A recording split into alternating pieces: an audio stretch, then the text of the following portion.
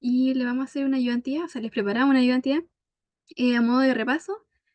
Así que tengan en consideración que, aunque igual abordamos casi toda la materia aquí, igual tienen que estudiar por su cuenta.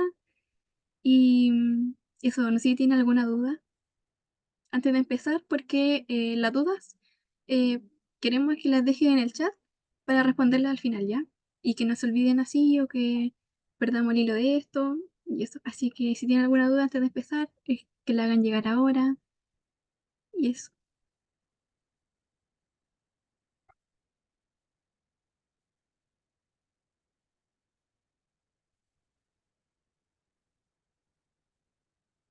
Ya, yo creo que empecemos nomás. Bueno, y recordar que esto también es una ayuda complementaria a lo que ustedes deberían estudiar y haber ido a clase. Ya, así que no se confíen solamente en la ayudantía. Pero igual hay cosas que tienen que tener ojitos que van a salir acá, por si acaso. Ya, se ve lo que estoy presentando, ¿cierto? ¿Cierto? Sí. Sí, dice ayudantía número 1, biología celular, ¿o no? Ya, gracias. Bueno, para empezar, le mostramos los contenidos. Esto es lo que vamos a abordar a grandes rasgos. Bueno, que son los PPTs que subió la profe. En primer lugar, vamos a estar con vida y en realidad no vamos a saltar mucho de lo que está al principio del PPT para irnos a lo más importante, a lo más difícil y vamos a empezar con lo que es material heredable, ¿ya? El material heredable humano se refiere al ADN, que significa ácido desoxirribonucleico, que se encuentra en el núcleo de las células humanas y contiene toda la información genética necesaria para el desarrollo, para el funcionamiento y para la reproducción del organismo. El ADN está organizado en cromosomas, que consisten en largas cadenas de ADN que están enrolladas alrededor de unas proteínas que se llaman histonas. Bueno, en primer lugar tenemos que la replicación del ADN es el proceso mediante el cual una molécula de ADN se copia para producir dos moléculas idénticas. Este proceso ocurre antes de que una célula se divida para asegurar que cada célula hija reciba una copia completa del ADN. Durante la replicación, las dos hebras de ADN que se separaron actúan como unas plantillas para la síntesis de las nuevas hebras complementarias. Se agregan nucleótidos complementarios a cada hebra, lo que resulta en dos moléculas de ADN idénticas a la original. En la parte de acá vemos que es una hebra. La transcripción, por otro lado, es el proceso mediante el cual una secuencia específica de ADN se copia en una molécula de ARN mensajero. Este ARN mensajero lleva la información genética desde el núcleo de la célula hasta los ribosomas en el citoplasma, que también vamos a ver más adelante, donde se va a realizar la traducción. Y por último, la traducción es el proceso mediante el cual la secuencia de nucleótidos en el ARN mensajero se traduce en una secuencia de aminoácidos para formar una proteína específica. Los ribosomas son los responsables de llevar a cabo la traducción. La traducción, durante la traducción, el ARN mensajero se une al ribosoma y los aminoácidos correspondientes se unen a una secuencia para formar una cadena polipeptídica. Los aminoácidos son transportados al ribosoma por el ARN de transferencia, que también vamos a ver más adelante, más a detalle, que reconoce los codones de ARN mensajero y lleva los aminoácidos adecuados. Recordemos las funciones de las proteínas, que en realidad son varias, por ejemplo, están las estructurales, las catalíticas, que son las enzimas, las proteínas de transporte, las hormonales, tiene función inmunológica también con las inmunoglobulinas, también tienen funciones contráctiles y por último de regulación génica.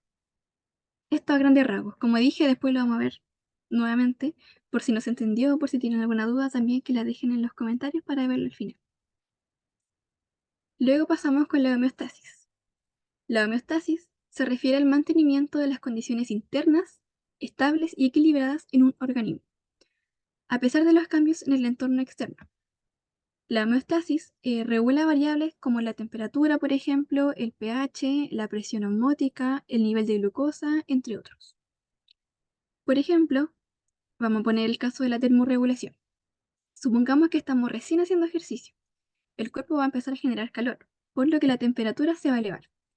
Entonces los termorreceptores detectan este cambio de temperatura, envían esta señal a través de la vía de señalización celular Esto implica la activación de receptores de membrana o la activación de cascadas de señalización celular.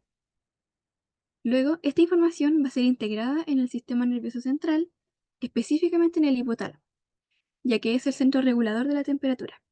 Esto quiere decir que aquí es donde las señales se procesan y se envían a otras partes del cuerpo para iniciar respuestas fisiológicas, que en este caso serían la vasodilatación, la sudoración, etc. Luego tenemos generalidades de las macromoléculas. En primer lugar, tenemos que los polímeros son largas cadenas compuestas por subunidades moleculares repetitivas, unidades estructurales llamadas monómeros. Por ejemplo, los carbohidratos, el monómero, eh, por ejemplo, los carbohidratos, los ácidos nucleicos y las proteínas. Mencionar que los lípidos no son polímeros, ya que se componen de diferentes moléculas. Por ejemplo, el glicerol, los ácidos grasos, los fosfatos, etc. Y los polímeros se van a formar mediante un proceso que se llama síntesis por deshidratación. Esto quiere decir que un monómero se une a otro monómero mediante un enlace covalente, mientras que libera una molécula de agua. Y se forma, como vemos aquí, otra molécula unida con el agüita que sale afuera. Luego, el proceso inverso es la hidrólisis, que es cuando se rompe este enlace que formamos al principio al incorporar una molécula de agua. Es simplemente la reacción inversa de la síntesis por deshidratación. Ahora tenemos los carbohidratos. La unidad funcional son los monosacáridos, que son los azúcares simples. La mayoría de los átomos de oxígeno de los monosacáridos se encuentran en grupos hidroxilo, pero uno de ellos es parte de un grupo carbonilo. Esto lo van a ver en bioquímica, si es que lo han visto. Y la posición del carbonilo puede servir para clasificar estos azúcares. Por ejemplo, van a ser aldosas cuando el C-carbonilo está al final de la cadena. Y esto se va a llamar un aldehído. Por otro lado, vamos a tener la cetosa cuando el C-carbonilo se va a encontrar al centro de la cadena y a los bordes de esta cadena van a haber carbonos. Y se forma un grupo cetona. Mencionar que el cuerpo solo tiene enzimas para degradar la D-glucosa y no la L-glucosa, porque simplemente no tenemos enzimas para eso y el cuerpo no las produce y no las podemos ingerir por alimento tampoco. También tenemos que cuando son cadenas pequeñas de 2 a 10 azúcares, estos se van a llamar oligosacáridos, y los largos polímeros, si tienen más de 10 azúcares, se van a llamar polisacáridos, que son los que nos van a interesar a nosotros. Ya entre las más importantes que vamos a mencionar tenemos la glucosa, que es la fuente de energía para generar ATP, ya sea en el ciclo de Krebs, que también van a ver en bioquímica, y se obtiene de los alimentos. Por otro lado tenemos la ribosa, que forma parte de los ácidos nucleicos como el ARN, y la desoxirribosa forma parte del ADN. Ya aquí tenemos que un monosacárido se condensa liberando agua para formar el enlace glucosídico, que es el que está acá. Y así se forma un polisacárido. Estos son insolubles en agua y el proceso inverso, al igual que delante, que era la hidrólisis, para volver al estado de monosacárido. Por otro lado tenemos los lípidos y los ácidos grasos. ¿Ya? Acá el monómero van a ser la cadena de hidrocarburos. También tenemos que son insolubles, son hidrofóbicos y son no polares. Acá podemos distinguir 3 tipos de lípidos. Están las grasas y los aceites, que están compuestos por una molécula de glicerol y 3 colas de ácidos grasos. También se les denomina triglicéridos y forman parte del tejido adiposo del cuerpo. Estos son los que nosotros vamos a ver en los exámenes de sangre. También tenemos los fosfolípidos, que componen la membrana plasmática, es una bicapa, y es una molécula anfipática. Esto quiere decir que tiene una parte hidrofóbica, que son las colitas de los fosfolípidos que van hacia adentro de la membrana, y la hidrofílica, que son las cabezas de los fosfolípidos y están hacia afuera. Por último tenemos los esteroides. El colesterol es el esteroide más común y el que nosotros, como enfermeros o futuros enfermeros, vamos a tenerle harto ojo. Sintetiza principalmente en el hígado y es precursor de hormonas esteroides y sexuales. También sirve como materia prima para otras moléculas como la vitamina D y los ácidos biliares. Por último tenemos las proteínas. Ya, la unidad funcional de las proteínas son los aminoácidos que se unen mediante un enlace peptídico. Hay 20 tipos de aminoácidos en proteínas y los humanos tenemos que solo pueden absorber L-aminoácidos, no D-aminoácidos, ya que la enzima proteasa que tenemos nosotros la puede digerir. La forma D de los aminoácidos tiene efectos nocivos en el organismo y para que no se acumulen son excretados mediante la acción de los riñones. Estos también se unen mediante un enlace peptídico, que es el que vemos acá. Tenemos los ácidos nucleicos también, que la unidad estructural de estos van a ser los nucleótidos. Estos tienen una función importante ya que se implican en el almacenamiento y la expresión de la información genómica, como vemos más adelante, en el proceso de traducción, transcripción y replicación. El ADN va a codificar la información de las células necesitan para producir proteínas. El ARN se encuentra en diferentes formas moleculares que cumplen múltiples funciones celulares, que incluyen la síntesis proteica. Esta es una molécula muy estable y tenemos que la pentosa es el tipo de azúcar que tiene 5 átomos de carbono y que se denomina ribosa en el ARN y desoxirribosa en el ADN, ya que no son la misma molécula. Y estos se componen a su misma vez de un grupo fosfato, un grupo OH que es el azúcar y la base nitrogenada.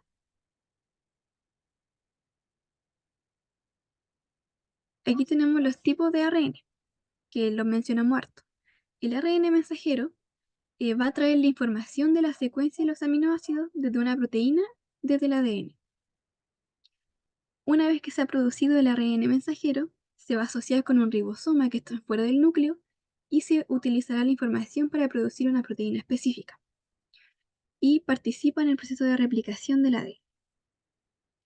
El ARN ribosómico forma parte de la estructura de los ribosomas, como lo dice su nombre, y ayuda a que el ARN mensajero se una al sitio adecuado para codificar la información de su secuencia. Algunos ARN ribosómicos actúan como enzimas, es decir, que ayudan a catalizar reacciones químicas. En este caso, ayudan a formar los enlaces que unen los aminoácidos para formar una proteína. Por último, tenemos el ARN de transferencia, que participa en la síntesis de proteínas también, aportando los aminoácidos. Esto quiere decir que lleva los aminoácidos al ribosoma para asegurar que el aminoácido se agrega a la cadena específica del ARN mensajero. Acá tenemos un video complementario resumen porque sé que es una materia igual densa y quizás cuando uno lo explica así no se entiende mucho, pero aquí tenemos un video didáctico para que lo vean, les dejo el link ahí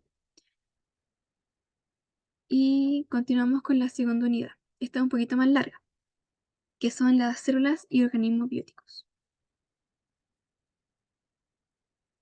Bueno, acá tenemos la célula, como ya la conocemos, es la unidad estructural y funcional de los organismos vivos y de reproducción independiente mediante la mitosis. Tenemos la teoría celular, que tiene 4 principios, y el primero es que la célula es la unidad básica funcional de todos los organismos vivos. Por otro lado, tenemos la biogénesis, que quiere decir que todas las células vienen de células preexistentes, es decir, que tuvo que haber una célula madre para que hayan 2 células hijas. En tercer lugar, tenemos que las funciones vitales del organismo ocurren dentro de la célula, como por ejemplo la replicación del ADN. Por último, cada célula contiene toda la información genética necesaria para replicarse y controlar su propio ciclo celular. Es decir, que son bastante independientes en este sentido y que el ADN, como lo dijimos anteriormente, tiene toda la información necesaria. Aquí tenemos la organización celular, que son los 3 dominios de Woose. A modo general, tenemos que acá tenemos el dominio de las arqueas. Son organismos unicelulares que no tienen núcleo y que son bastante primitivas. Esto está dividido en 5 filos, que son las cianobacterias, Bacillus, E. coli, Dermatoga y Achiflex. Estos organismos tienen una membrana con éteres lipídicos. Su estructura le confiere mayor resistencia a la oxidación y la hidrólisis química. Esto quiere decir que son bastante resistentes y por eso también se explicaría que son bastante, no me acuerdo la palabra, creo que era extremófilas, es decir, que pueden vivir en lugares que son bastante extremos, por ejemplo en el cráter de un volcán o en océanos que tienen mucha cantidad de sal y que casi ningún organismo vivo puede vivir ahí. Utilizan diversas fuentes de energía, por ejemplo los compuestos orgánicos, el amoníaco, iones de metales o hidrógeno. También tenemos que se reproducen por fisión binaria, que lo vamos a ver cuando veamos bacterias. Se reproducen también por fragmentación o por gemación, y tienen un gran interés tecnológico debido a que están haciendo estudios y se descubre que contribuyen mucho al tratamiento de aguas residuales y la obtención de metales en las empresas mineras. Acá tenemos los organismos procariontes, y en primer lugar vamos a tener las bacterias. Las bacterias son organismos microscópicos unicelulares que se encuentran entre las formas de vida más antiguas conocidas por el planeta. Ya, las bacterias son microorganismos que tienen ADN circular de doble cadena y con la sección de los micoplasmas tienen paredes celulares. Muchas bacterias se encuentran presentes en el cuerpo humano como microbiota normal, habitualmente en gran cantidad y en muchas zonas, por ejemplo en el tubo digestivo. Solo unas pocas especies son patógenas para el ser humano. Las bacterias se clasifican según morfología, según tinción, según encapsulación y requerimiento de oxígeno. Según morfología, tenemos los cocos, que son los que están acá, los bacilos, los espirilos, tenemos los curvos acá, y los helicoidales. Bueno, en realidad tienen varias formas. Por otra parte, la tinción de Gram se utiliza para identificar de manera general a las bacterias, ¿ya? Tenemos que las gram positivas retienen el color violeta y se ven azules al microscopio, y las gram negativas no retienen la tinción, que es cristal violeta, por lo que se ven rojas, ¿ya? Las gram negativas poseen una membrana exterior adicional que contiene endotoxina, por lo que se incrementa su virulencia. Entre ambas membranas celulares se sitúa el peptidoglicano, ya que es este que está acá, o que también se conoce como mureína, que es un compuesto solo de bacterias formado por azúcares y aminoácidos, y que cumple la función de dar rigidez, consistencia y forma a la pared celular. Otra clasificación es según su encapsulación, ya que algunas bacterias poseen una cápsula que las protege de ser fagocitadas por el sistema inmune, por lo que también es un factor que aumenta su virulencia. Entre las bacterias que tienen cápsula podemos encontrar, por ejemplo, los Streptococcus pneumoniae y la Haemophilus influenzae. Finalmente, según sus requerimientos de oxígeno, podemos encontrar bacterias que son aeróbicas o ligadas. Esto quiere decir que necesitan oxígeno para producir energía mediante la respiración celular. Las bacterias anaeróbicas o ligadas no requieren este oxígeno y si se exponen a él, no van a crecer. Produce energía mediante fermentación o respiración anaeróbica y comúnmente se encuentra en el tubo digestivo, también en los dientes o en algunas heridas crónicas. Por último, las bacterias facultativas pueden crecer con o sin oxígeno. Una excepción a esto son las clamidias, ya que son intracelulares estrictas y no producen energía por sí solos, ya que son como parásitos y las toman de las células huésped a las que se unen. Tenemos también el flagelo y el pili.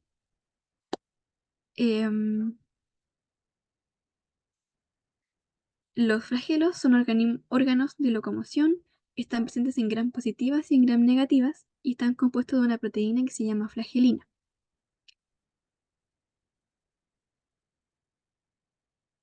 Los pili son mayormente presentes en gram negativas, formadas por pilinas. Están profusamente distribuidas en la superficie, que son las que tenemos aquí, y participan en la reproducción sexual de la bacteria mediante la fisión binaria. La fisión binaria, la que tenemos aquí explicada, y bueno, como la célula humana, nosotros entendemos, una bacteria se divide y necesita copiar su ADN. Recordemos que tienen un ADN circular. Y no tienen núcleo, tienen un nucleoide que es la zona de la célula donde está el ADN, pero no es como el núcleo. Entonces, las enzimas de replicación van a comenzar a copiar este ADN en un punto en el que el cromosoma, llamado origen de replicación, que es este de aquí. El origen es la primera parte que se copiará del ADN. A medida que la replicación continúa, los dos orígenes se mueven hacia los extremos, aquí, opuestos de la célula y tiran del resto del cromosoma. Aquí lo van tirando y se van alejando hacia los extremos. La célula también se va alargando, como vemos acá, y aporta a la separación de los cromosomas recién formados. La replicación va a continuar hasta que se copie el cromosoma entero, que ya tenemos aquí, que está bien separado. Y una vez que los cromosomas se han movido a los polos opuestos y despejado el centro de la célula, puede ocurrir la división del citoplasma, que es la última etapa de este proceso. En este proceso la membrana se va a hundir hacia adentro y se forma un septo, que es el que vemos aquí, o nueva pared de división en el centro de la célula. Aquí tenemos también la reproducción sexual a través de los pili, donde se unen, y pasamos con las eucariontes. Bueno, las células eucariontes en general son grandes y complejas. Estas sí tienen núcleos y tienen organelos de membrana. Pueden ser unicelulares o pluricelulares. Y bueno, pasando con los organelos, tenemos que el núcleo es el organelo que contiene el material genético de la célula, como dijimos anteriormente, que es el ADN, y es también el lugar donde se producen los ribosomas, los organelos que sintetizan las proteínas. Dentro del núcleo, la cromatina es almacenada en una sustancia gelatinosa llamada nucleoplasma, que sería como el citoplasma dentro del núcleo. La envoltura nuclear rodea el nucleoplasma y está compuesta de dos capas de membrana, una externa y otra interna. Cada una de estas membranas tiene dos capas de fosfolípidos, es decir, una bicapa. Bueno, también tiene poros nucleares. Los poros nucleares son pequeños canales que atraviesan la envoltura nuclear y permiten la entrada y salida de sustancias. Cada poro está recubierto por un conjunto de proteínas llamado complejo de poro nuclear que controla cuáles moléculas pueden salir o cuáles pueden entrar. Ya dentro del núcleo se encuentra el nucleolo, que es donde se forman los ribosomas nuevos, que son la fusión entre el ARN ribosomal y las proteínas. Luego de formados, los ribosomas salen por los poros y se sitúan en el citoplasma. Bueno, mencionar es que como seres humanos tenemos 46 cromosomas.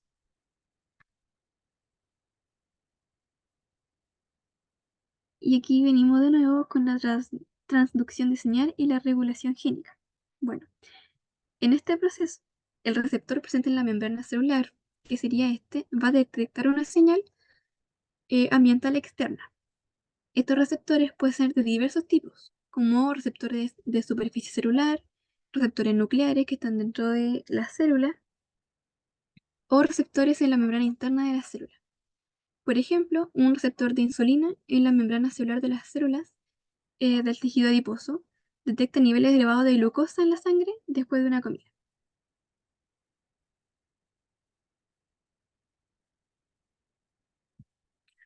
Cuando el receptor detecta la señal ambiental, se desencadena una cadena o una cascada de eventos bioquímicos dentro de la célula. Una de estas acciones es la activación de una proteína reguladora específica.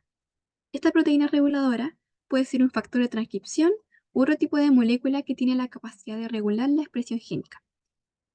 Siguiendo el ejemplo, la unión de la insulina al receptor de insulina activa una proteína quinasa del receptor de insulina, que va a ser la IRS, que es una proteína reguladora. Luego, esta proteína reguladora que se activó se transporta al núcleo de la célula, donde se unen las regiones específicas del ADN, conocidas como regiones reguladoras. La proteína IRS, activada, se transloca o se transporta al núcleo y se une a regiones reguladoras en el ADN que controlan la expresión de genes relacionados con el metabolismo de la glucosa, siguiendo el ejemplo, como es el gen de la glucosa 6-fosfatasa. También tuvieron que haberlo visto en bioquímica. La unión de la proteína reguladora al ADN, la regulación, promueve la activación de un gen específico. Este gen activado es transcrito por el ARN mensajero, por la ARN polimerasa 2, que es la enzima responsable de la síntesis de ARN a partir de la plantilla, por así decirlo, del ADN, que era cuando se dividía en las dos hebras. Siguiendo el ejemplo, La unión de la proteína IRS al ADN promueve la transcripción del gen de la glucosa 6-fosfatasa en ARN mensajero por la ARN polimerasa 2. El ARN que se produjo en este paso anterior se va a exportar al citoplasma celular, donde es traducido por los ribosomas en proteínas. ¿Ya? Estas proteínas pueden tener diversas funciones, dependiendo del gen que hayan sido transcritas. ¿Ya? El ARN mensajero de la glucosa 6-fosfatasa se traduce en la proteína correspondiente en el retículo endoplasmático rugoso de la célula. Entre las proteínas producidas por el gen activado, puede haber proteínas que actúan como reguladores adicionales del proceso de expresión génica. Estas proteínas pueden incluir factores de transcripción, proteínas que modulan la actividad de otros genes o proteínas de retroalimentación que retroalimentan el sistema para regular la cantidad de proteínas producidas. En este caso, la proteína de la glucosa 6-fosfatasa generada puede actuar como una enzima reguladora en el metabolismo de la glucosa y también puede influir en la expresión de otros genes relacionados con el metabolismo de los carbohidratos.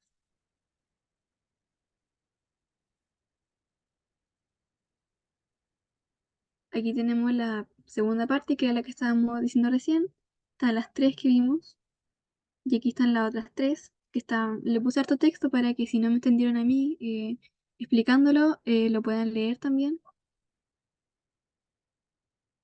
Y un video complementario, ¿ya? Para que lo vean. Les dejo el link. Luego pasamos con el siguiente organelo, que es la mitocondria. Las mitocondrias son organelos de doble membrana. Estas membranas cumplen el objetivo de la mitocondria, que es esencialmente producir energía, o ATP. Algunos tipos de células tienen diferentes cantidades de mitocondrias, porque necesitan más energía. Así, por ejemplo, el músculo tiene una gran cantidad de mitocondrias, al igual que el hígado, el riñón y en cierta medida el cerebro, que se mantiene de la energía producida por estas mitocondrias. Es por eso que si, por ejemplo, existe un defecto mitocondrial, los síntomas habitualmente son musculares, cerebrales y renales. Mencionar también que las mitocondrias poseen un ADN propio y se hereda de la madre. Aquí, bueno, para formar el ATP se lleva a cabo diversos procesos, como la respiración celular, la glucólisis y el ciclo de Krebs, y por último, la fosforilación oxidativa. Bueno, esto es importante que lo sepan cuando existe una disfunción de la mitocondria. Como acabamos de decir, yo sé que vieron estas dos enfermedades con la profesora, pero vamos a profundizar un poquito más para que lo tengan en consideración. El síndrome de MER, en primer lugar, es una enfermedad neuromuscular que se manifiesta por una variedad de síntomas, principalmente la epilepsia y las mioclonías, que son movimientos musculares involuntarios, que están asociados a la aparición de fibras rojas rasgadas en el tejido muscular. Eso quiere decir su nombre, que está en inglés, significa esto. Este es el nombre. Ya el síndrome de MER, existen unas mutaciones en el ADN mitocondrial que interfieren con su capacidad de producir energía.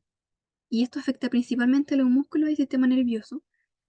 Bueno, una característica distintiva de este síndrome son las fibras musculares anormales, denominadas fibras rojas rasgadas, que son detectables a través de la biopsia muscular, que es el, el procedimiento con el que se diagnostica esta enfermedad. Entre los signos clínicos podemos encontrar, además de la mioclonía y de la epilepsia, tenemos ataxia, debilidad muscular, deterioro cognitivo, sordera, problemas de visión y cardiomiopatías, que pueden manifestarse tanto en la infancia como en la adultez. Es decir, que no tiene como una edad propia. El tratamiento de este síndrome va a ser sintomático, ya que no existe una cura para esto, ya que es genético, y el tratamiento se va a enfocar en controlar y aliviar los síntomas, para prevenir complicaciones y mejorar la calidad de vida del paciente. Entre los medicamentos podemos encontrar los antiepilépticos y las terapias de rehabilitación, porque la verdad es que no hay mucho más que hacer. Aquí tenemos, bueno, este de acá. En segundo lugar, la segunda enfermedad es el síndrome de Kearns-Sayre, no sé cómo se pronuncia, Pero este es un error congénito del metabolismo que en realidad es poco frecuente y está causado por deleciones de grandes fragmentos de ADN mitocondrial. Es decir, que hay fragmentos que no se van a replicar. Y lo que resulta en la pérdida de los genes implicados en la vía de la fosforilación oxidativa. ¿Ya? Ese proceso no se va a llevar a cabo. Está caracterizado por oftalmoplegia externa progresiva, que es la debilidad o parálisis de los músculos oculares que provoca la caída progresiva del párpado superior, como vemos aquí en la imagen. La retinosis pigmentaria también, que le da un aspecto manchado a la retina. Y tiene como características que esto generalmente se diagnostica antes de los 20 años de edad. ¿Ya? Otras características adicionales frecuentes incluyen, por ejemplo, la pérdida auditiva, la ataxia cerebelosa, el bloqueo cardíaco, aunque también se pueden presentar pérdida auditiva neurosensorial bilateral, afectación cardíaca, miopatía del músculo esquelético, trastornos intestinales e insuficiencia renal. El diagnóstico va a ser clínico y el tratamiento sintomático, al igual que con la enfermedad anterior. Y aquí podemos ver cómo progresa esta enfermedad, que se van cayendo los párpados a medida que pasan los años. Con el siguiente órgano tenemos el retículo endoplasmático. ¿Ya? Este organelo está especializado en síntesis. Tenemos tres tipos: el liso, el rugoso y el sarcoplámico. El retículo endoplasmático rugoso va a ser el que contiene los ribosomas y va a sintetizar proteínas, que son los puntitos que tenemos aquí. El retículo endoplasmático liso no contiene ribosomas y sintetiza principalmente lípidos y carbohidratos que son necesarios para el funcionamiento celular. Y la enfermedad, tenemos que hacer harto énfasis en la enfermedad porque es lo que nosotros podemos encontrar en un futuro cuando vayamos a prácticas clínicas. Ya nos vamos a encontrar con la enfermedad de Crohn, que es una forma de enfermedad intestinal inflamatoria. ¿Ya? Puede ocurrir en cualquier parte del tubo digestivo. Y este es un trastorno autoinmunitario que se produce por el estrés del retículo endoplasmático.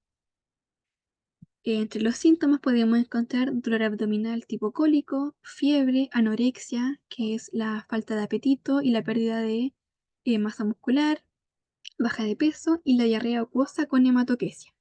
La hematoquesia es cuando las deposiciones salen con sangre, pero la hemorragia está en el tracto digestivo bajo, ¿ya?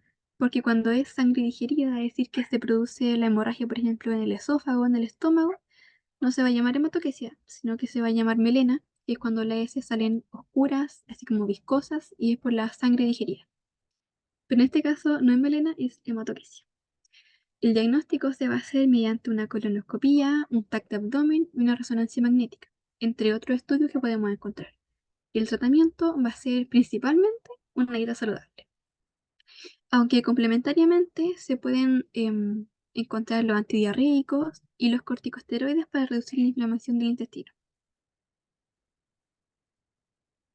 Por otro lado tenemos los lisosomas. Voy a tomar un poquito de agua. Estos están involucrados en la digestión intracelular. Contienen enzimas digestivas y la acidez, que es la hidrolasa ácida, que están encargados de reciclar los desechos celulares. Estos también pueden destruir virus y bacterias invasoras. Y si la célula es dañada y no se puede reparar, participan en la apoptosis, que recordemos que es la muerte celular programada. Y cuando tenemos una disfunción de estos lisosomas o una afectación, vamos a desarrollar la enfermedad de Gaucher, ¿ya? Que es la que vemos acá, y se produce por la acumulación de lípidos en los órganos tales como el vaso y el hígado por una deficiencia de la enzima lisosomal glucocerebrosidasa. ¿Ya? Esta es la enzima que va a estar principalmente involucrada.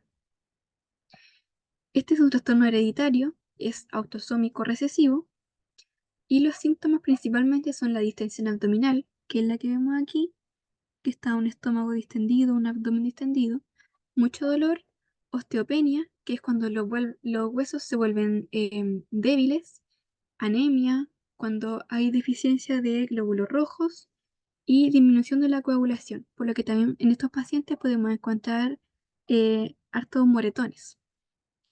En diagnóstico Bueno, tenemos la esplenomegalia, que es cuando el vaso se encuentra inflamado, y la hepatomegalia cuando el hígado se encuentra inflamado. Y esto se va a hacer mediante un examen físico, que generalmente lo va a diagnosticar el médico, obviamente, no nosotros. Y por último, creo, tenemos los peroxisomas, que son los organelos que están encargados de descomponer y metabolizar los ácidos grasos que vimos anteriormente, y el peróxido de hidrógeno a través de la catalasa y la peroxidasa. Los peroxisomas también están encargados de la síntesis de colesterol. Y cuando hay una disfunción, nos vamos a encontrar con esta enfermedad, que en el PT salía como ALD, y significa adrenoleucodistrofia ligada al cromosoma X. Este es un trastorno genético causado por una mutación del gen ABCD1 de manera progresiva y afecta las glándulas suprarrenales, la médula espinal y la mielina en el sistema nervioso central, por lo que podemos inferir que va a haber un deterioro cognitivo, ya que las neuronas no van a tener mielina, o van a tener muy poca. Un defecto en una enzima, bueno, a modo de explicación, va a resultar en la acumulación de estos ácidos grasos de cadena muy larga. Los ácidos grasos de cadena muy larga son perjudiciales para algunos órganos en el sistema nervioso central, por ejemplo, son tóxicos y destruyen las vainas de mielina. Em, Esta enfermedad puede provocar la enfermedad de Addison, que es la insuficiencia suprarrenal. Y eso sería por mi parte. Voy a dejar a la Emma que comparta. Ya, Ay, no sé cómo se hace. yo lo hago. Gracias. Bebé, ¿o no? Sí, sí se ve. Ya. Pero un poquito me perdí. Aquí está. Y lo pongo en pantalla completa. Ya. Entonces empezamos con la tercera unidad, que sería energía, catálisis y biosíntesis. ¿Ya? Primero vamos aquí a definir unas cositas. A ver, para poner el puntero. Ya. Vamos a partir con la catálisis enzimática. Aquí yo les dejé un QR para que lo escaneen y vean un video que es básicamente lo mismo que sale aquí, pero por si no me entienden o quieren saber un poquito más, pueden escanear. ¿Ya? Aquí tenemos dos factores importantes. Primero, el catabolismo, que son moléculas complejas que se degradan a moléculas simples. Por ejemplo, me como un pan, me sale ATP porque me da glucosa y eso hace que yo tenga energía, y el pan se termina transformando en dióxido de carbono y agua. ¿Ya? Entonces, molécula grande me da ATP, se transforma en una molécula chiquita, en moléculas simples, como sale aquí. ¿Ya? Y el anabolismo son moléculas simples que necesitan energía para transformarse en moléculas complejas.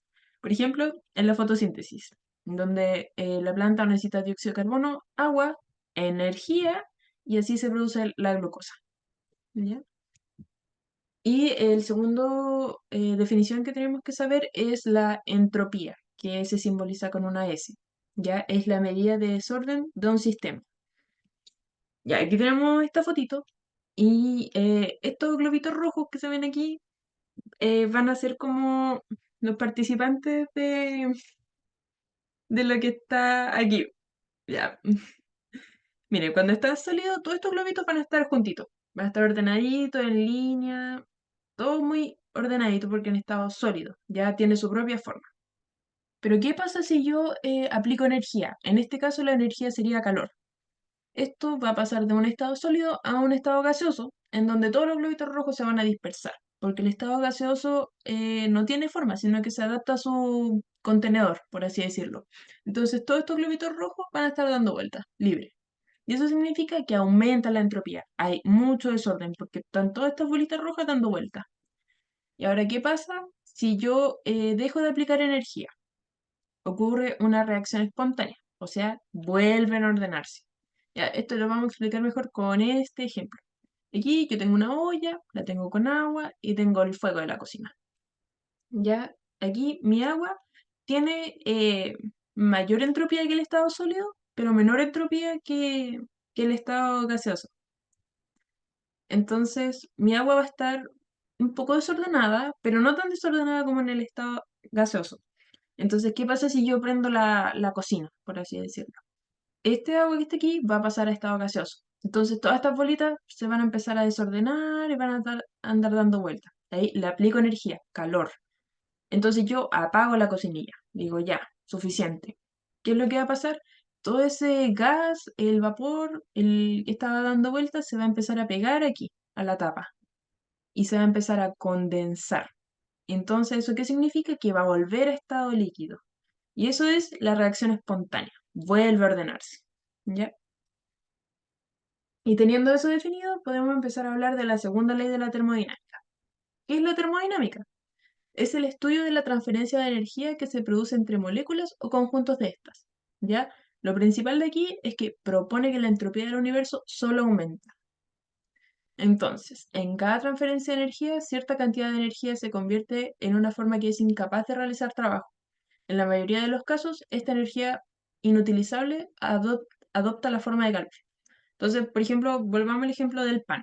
Yo me como el pan, produzco mi glucosa, produce mi energía, pero hay una parte de ese pan que se va a mermar, que no se va a volver ATP, sino que va a quedar dando vueltas, que no va a servir. Y eso va a ser el calor. Entonces, apliquémoslo a la biología. Las células al crecer forman un orden, siendo lo opuesto a la entropía. Entonces, ¿desafían la segunda ley de la termodinámica? Y la respuesta es no, porque las células toman la energía del medio para alimentarse y crecer de manera ordenada. Sin embargo, la energía que no pueden utilizar es liberada en forma de calor. Esto quiere decir que sí, se cumple la segunda ley de que al liberarse calor, este genera desorden en el universo. ¿Ya? Aquí tenemos... espérame un poquito. Energía libre y catálisis. Tenemos que las enzimas siempre van a obedecer la segunda ley de la termodinámica, es decir, que las reacciones aumentan la entropía. Las enzimas promueven la catálisis, que es el incremento de la velocidad de una reacción en presencia de un catalizador. Y esto incrementa la probabilidad de la ocurrencia de una reacción. Entonces aquí yo puse esta fotito que les va a explicar. Tenemos aquí nuestro sustrato, que también puede ser el catalizador, que significa que aumenta la probabilidad de que ocurra algo aquí con la enzima. Entonces se va a unir en su sitio activo, que sería aquí. Se van a unir aquí y eso va a hacer que la enzima libere los productos. Así funciona. Y bueno, esta parte es un poquito más compleja de entender. Les puse aquí este texto, pero en resumidas cuentas, si una reacción es energéticamente favorable, va a ocurrir solita, puede ocurrir espontáneamente, en cualquier momento. Esto va a ser positivo, con signo positivo. Y si es desfavorable, entonces esta reacción se tiene que acoplar a una favorable. Y esta va a ser negativa, se simboliza con signo negativo. Básicamente, delta G positivo, delta G negativo y se tiene que unir a una espontánea. Eso es, en resumidas cuentas. Bueno, y aquí tenemos el adenosín trifosfato o ATP. Y les puse aquí esta imagen tan bonita que van a aprender más adelante en bioquímica. ¿Ya? El ATP aporta la energía necesaria para realizar las reacciones químicas del organismo. Es producido de las mitocondrias celulares a partir del azúcar que consumimos. Y este ATP se puede producir mediante la fosforilación oxidativa, que es esto que está aquí. ¿Ya? Es el proceso por el que se forma ATP como resultado de la transferencia de electrones desde el NAD o el FAD al oxígeno a través de una serie de transportadores de electrones. ¿Ya? Eso más que nada se los cuento para que sepan de dónde sale el ATP, pero no es necesario que se lo aprendan en este ramo. En bioquímica sí. Y bueno, aquí les dejé esta fotito que sale la estructura de los fosfatos, la ribosa y la adenina. Y aquí les dejé también un video, un QR, para que lo escaneen por si no entendieron esto, que también es cortito este video, según yo eran como 2 minutos. Y ahora entramos a la cuarta unidad, que es de estructura y función proteica, que esta sí es un poquito más complicada y voy a necesitar que estudien un poquito más de esta. Ya, así que vamos a partir con algunas definiciones. Primero, ¿qué es un aminoácido? Son los monómeros que componen las proteínas, y una proteína se compone de uno o más cadenas lineales de aminoácidos, cada una de las cuales se denomina polipéptido. Las proteínas contienen 20 tipos de aminoácidos, ¿ya? Después tenemos el polipéptido, que son las cadenas lineales de aminoácidos compuestas de 20 a 50 aminoácidos. Ya, aminoácidos se abrevia AA, por si acaso. Y después tenemos los enlaces peptídicos. Los aminoácidos de un polipéptido se unen a sus vecinos mediante un enlace covalente, conocido como enlace peptídico, que se forma en una reacción de síntesis por deshidratación. Ya, si no entendieron todo esto, se resume de la siguiente manera. Los aminoácidos, si se juntan, mediante los enlaces peptídicos, forman los polipéptidos. ¿Y qué forman muchos polipéptidos? Una proteína. Eso es. Y aquí está una foto de la estructura del aminoácido, que está el carbono alfa, que es este que también se lo van a tener que aprender mucho en bioquímica, el carbono alfa, que lo van a repetir 1000 veces, que tiene un grupo amino, un grupo carboxilo y su cadena lateral. Y aquí está lo que vendría siendo el enlace peptídico, que tampoco es necesario profundizar más en eso. ¿Ya? Aquí tenemos la foto de los aminoácidos que se tienen que aprender para bioquímica. Sale su nombre, la abreviación y la letra que representa cada uno. ¿Ya? No es necesario que se lo aprendan aquí, pero aquí lo importante es que sepan para qué sirven. ¿Ya? Y aquí les dejé estos dos QR bien grandes porque estos sí que son importantes. Estos videos son un poquito más largos, son como de 8 o 10 minutos, y estos sí van a necesitar que los vean, estos dos, para entender lo que se viene a continuación porque es un poquito más complejo. ¿Ya? Y bueno, dejamos aquí unas definiciones. P significa proteína, en este caso. Ya, y empecemos con la enzima. Cataliza la formación y degradación de enlaces covalentes. Por ejemplo, la pepsina, que degrada las proteínas del estómago. Después tenemos las proteínas estructurales, que otorgan soporte mecánico y células a tejidos, como por ejemplo la queratina presente en las uñas, el colágeno en la piel y la elastina. ¿Ya? Acuérdense de esto, de la queratina con la uña, es muy importante. Y del pelo, ¿ya? Después tenemos las proteínas de transporte, que son las que transportan a pequeñas moléculas o iones. Por ejemplo, la hemoglobina, que transporta el oxígeno en la sangre. Después tenemos las proteínas motoras, que son las que generan movimiento en células y tejidos. Y aquí el mejor ejemplo de esto es la actina y la miosina, que son las que ayudan a que el corazón pueda generar su contracción. O también, por ejemplo, en el músculo esquelético, yo pueda, por ejemplo, tomar un lápiz, correr, etc. ¿Ya? Después tenemos las proteínas de almacenaje, que son las que almacenan aminoácidos o iones. Aquí el ejemplo sería la ferritina, que almacena el hierro en el hígado, que esta la van a pasar en fisiopato. Así que acuérdense de esto, ferritina, hierro en hígado. ¿Ya? Después tenemos las proteínas de señalización, que causan la señalización célula a célula. Y aquí el ejemplo sería la insulina, que la insulina no es una proteína en sí, sino que es una hormona peptídica. ¿Qué significa esto? Que se basa a base de proteínas. Y esta regula el control de la glicemia, que es la glicemia, azúcar en sangre. Y después tenemos las proteínas receptoras que detectan señales y las transmiten. Y el ejemplo es el receptor de la insulina, que causa un aumento de GLUT4 en músculo. Que esto, aquí yo les dejé un video, que este no es necesario que lo vean para el certamen, pero sí es muy importante para ustedes en la carrera, porque tienen que saber cómo funciona el mecanismo de la insulina en el cuerpo. ¿Ya? Y aquí le explica lo que es el GLUT1, GLUT2, GLUT4, etc. ¿Ya? Así que está bien bueno este video. Después tenemos los factores de transcripción, que son los que se unen al ADN para activar o desactivar genes. Por ejemplo, el represor de la lactosa. Y las otras proteínas que pueden haber, por ejemplo, son la proteína anticongelante que está presente en los peces del Ártico. ¿Ya? Aquí les dejé hartos ejemplos más para que estudien y si les llega a salir en el certamen, que sepan dar los ejemplos y para qué sirven, ¿ya? Esto se lo vamos a pasar, así que no nos vamos a detener más aquí.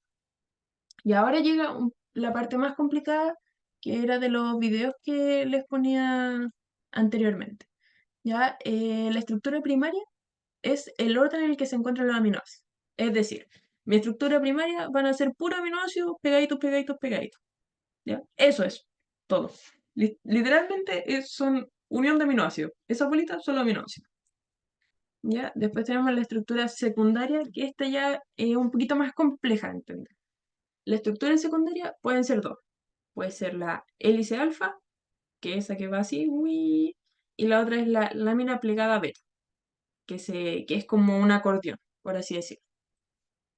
¿Ya? Las estructuras plegadas localmente que se forman dentro de un polipéptido debido a las interacciones entre el átomo del esqueleto. ¿Ya? Después les dejé una tablita que explica mejor esto, pero acuérdense de esto. Existe la hélice alfa y la lámina plegada beta. Y esta lámina beta puede ser paralela o antiparalela. ¿Ya? Creo que la profe lo puso algo como dextrógira y levógira, si mal no recuerdo.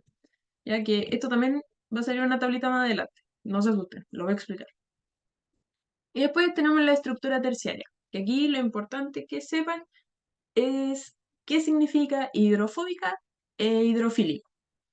Ya hidrofóbica, miedo al agua, hidrofílica, le encanta el agua. Entonces yo tengo aquí todas estas moléculas y, por ejemplo, en este caso van a ser hidrofóbicas. Entonces, ¿qué van a hacer estas moléculas hidrofóbicas? Se van a juntar, se van a hacer bolitas, porque no quieren tocar el agua. Entonces, estas van a quedar adentro y las que son hidrofílicas, que les gusta el agua, van a quedar por afuera. ¿Ya? Básicamente eso. Se hace bolita porque le da miedo el agua y quedan afuera las que sí les gusta el agua. Y después tenemos la estructura cuaternaria, que es esta cosa fea que está aquí.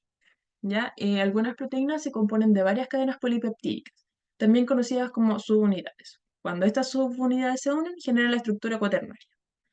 Eso. Y aquí está la tablita que les mencionaba. La estructura primaria, que son los aminoácidos juntitos. La estructura secundaria, que sería la hoja plegada beta, que puede ser paralela en la misma dirección o antiparalela en sentidos contrarios. Y aquí está la hélice alfa, la terciaria y la cuaternaria. Y si no entendieron todo eso, les dejé esta fotito y esa fotito, ¿ya? Para que lo entiendan de una u otra manera, ¿ya? Y ahora vamos a ver el proceso de desnaturalización. ¿Qué es la desnaturalización? Es cuando tenemos una proteína y yo le aplico estrés, que podría ser cambio del pH, por ejemplo, le pongo ácido o prendo la cocina para hacerme un huevo, le pongo calor, eso va a causar que se desnaturalice. Aquí el ejemplo más común de la desnaturalización es el ejemplo del huevo, porque cuando uno va a hacer el huevo está transparente al principio y después cuando yo prendo la llama de la cocina se empieza a poner blanco y eso quiere decir que las proteínas del huevo se desnaturalizaron, ¿ya? Y bueno, aquí está la definición. Y a ver, después tenemos aquí los priones, que esto, aquí puse harto texto porque igual es un poquito complejo, pero no es como tan importante en este momento, pero es para que lo conozcan.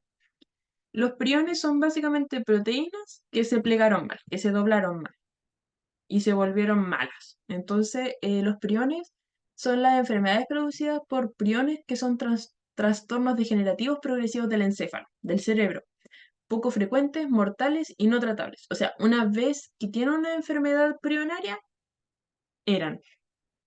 ¿Ya? Que aparece cuando una proteína se transforma en una forma anómala denominada prion. En la enfermedad por priones, una proteína normal denominada proteína priónica celular, PRPC, cambia de forma y se vuelve anormal. Y algunos ejemplos, está la SJ, insomnio mortal, y esta otra de nombre raro. Ya no quise profundizar en estas enfermedades porque ustedes están viendo biología, ¿no?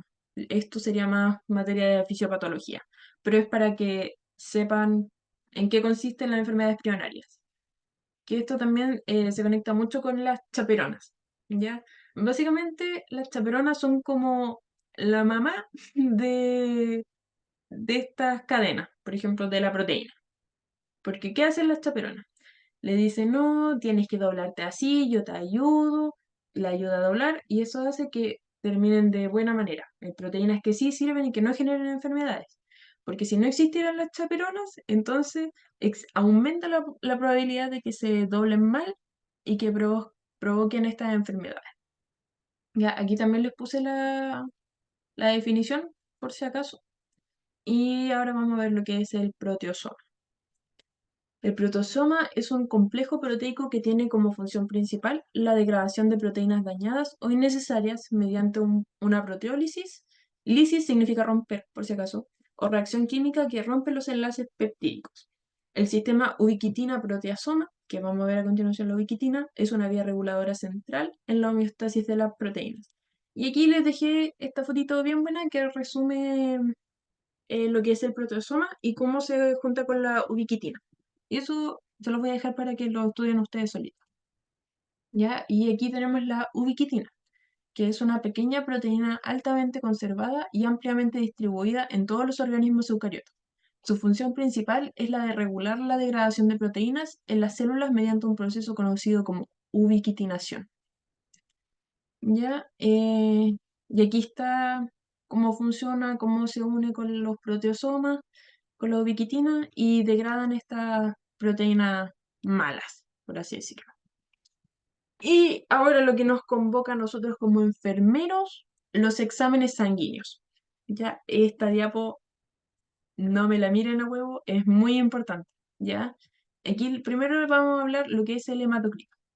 Yo creo que aún no les han pasado ningún examen de sangre, pero aquí vamos a hacer como la pequeña introducción. Ya, el hematocrito es el porcentaje de volumen que ocupan los glóbulos rojos en la sangre en relación con el volumen total de la sangre.